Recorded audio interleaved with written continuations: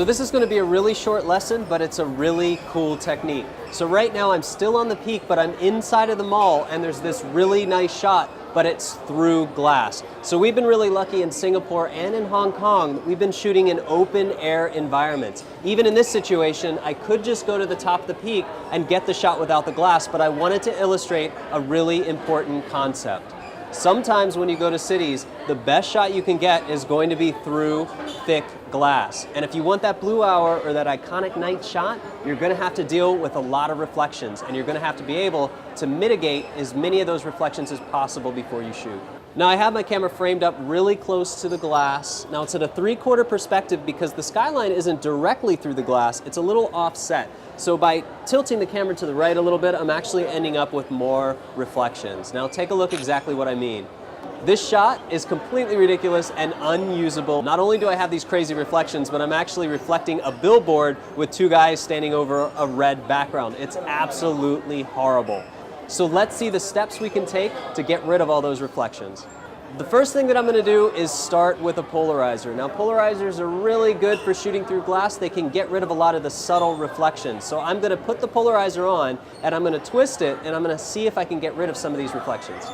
As you can see, as I'm turning this thing, that red billboard with the two guys on it starts to fade a little bit and the reflections shift towards a more neutral and centralized location. I think this is going to help just a little bit.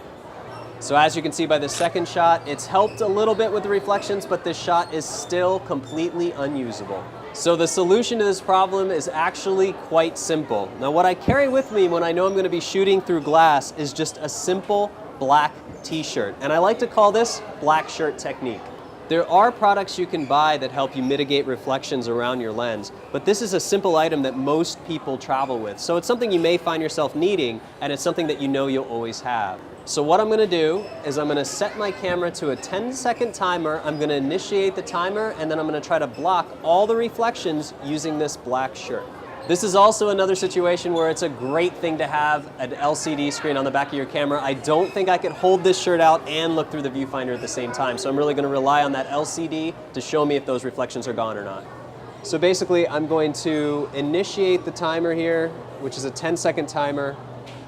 It's going to give me plenty of time to actually use this, sort of wrap it around the camera, and I'm also going to use my arm a little bit. The tricky bit is I have to hold it. If I'm doing a 30-second exposure, I actually have to hold this position for 30 seconds. So at this point, you can hardly tell that I'm shooting through glass. There's only a tiny little bit of a reflection right, left of center, and I think I can remove that with another attempt. But one last thing I'm going to do to make sure I have the most clarity through this glass as possible, I'm going to take my microfiber cloth and I'm going to wipe down all the areas that I'm looking through with the lens. Bear in mind with these locations that a lot of people are coming through here all day long and they're shooting through this glass, which means that they're putting their hands right up on it and it has smears all over it. So the first thing I like to do is find a location that has the least amount of thumbprints, and then I'm very careful to try to wipe as many of those off before I start to shoot. A lot of the light coming from the city being very powerful light, you have reflections behind you, and then that light can actually cause a reflection off any smears. So sometimes when you're shooting, what you're mistaken as a reflection on the back of the glass is actually the light from a city or from the objects reflecting off of a smear on the glass. So be sure to clean it off. So now I'm going to have one more attempt. That last attempt was nearly perfect. I think I can get it all right this time.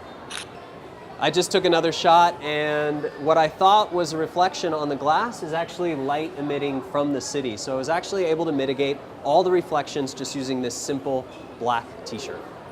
Bear in mind that this really isn't the best shot. In fact, if you are here in Hong Kong, just pay the money to go up top, have a completely open air deck to shoot from. You'd never actually be in a situation in this building where you'd want to shoot through this. But I wanted to make sure that we encountered a situation that I could show you how to shoot through glass and still get a good shot.